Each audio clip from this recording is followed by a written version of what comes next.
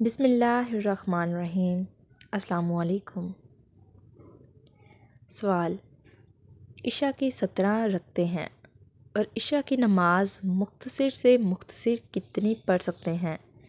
اور وتر کی نماز میں اگر دعائے قنوت نہ پڑھیں تو وتر کا کیا حکم ہے؟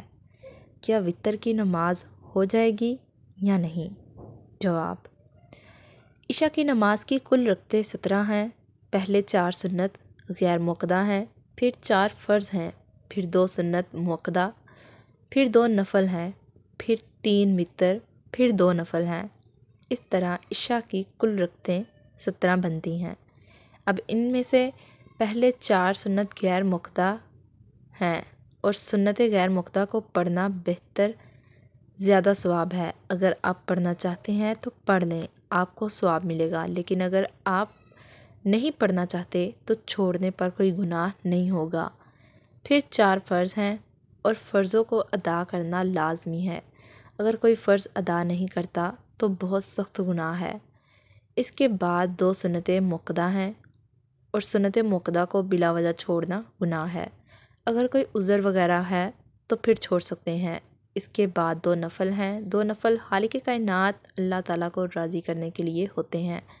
اگر آپ پڑھتے ہیں تو پھر آپ کو بہت زیادہ ثواب ملتا ہے، اگر نہیں پڑھتے تو پھر کوئی گناہ نہیں ہوگا۔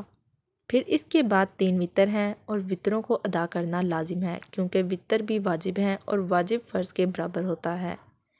اس کے بعد پھر 2 نفل ہیں۔ اگر وہ پڑھنا چاہتے ہیں تو پڑھ سکتے ہیں، اگر نہیں پڑھتے تو کوئی گناہ نہیں ہوگا۔ سورۃ مسلہ میں وتر کی نماز میں محض دعائے قنوت پڑھنا واجب ہے اور مخصوص دعا اللہم انا نستعینک پڑھنا سنت ہے۔ مذکورہ مخصوص دعا کے علاوہ کوئی اور دعا مثلا ربنا آتنا فی الدنیا حسنۃ وفی الآخرۃ حسنۃ وقنا عذاب النار بھی پڑھ سکتے ہیں۔ البتہ اگر کوئی بھی دعا نہ پڑھی ہو تو قصداً ایسا کرنے کی صورت میں نماز نہیں ہوگی، اور بھول کر چھوڑ دینے کی صورت میں نماز کے آخر میں سجدہ سہو واجب ہوگا۔ ویڈیو اچھی لگی ہو ویڈیو کو لائک اور چینل کو سبسکرائب ضرور کیجیے گا۔ شکریہ۔